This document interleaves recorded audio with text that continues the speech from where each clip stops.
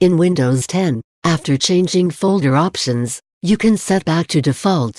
Let's see how to do it. Click on File Explorer. Click on File menu, present at top left of the window. Click on Change Folder and Search options. Click on Restore Defaults. Click on Apply. Click on OK. Now, folder options got restored to default. To check out more tech videos, click here. To subscribe GuruAid channel, click here. For instant tech support, call GuruAid toll-free numbers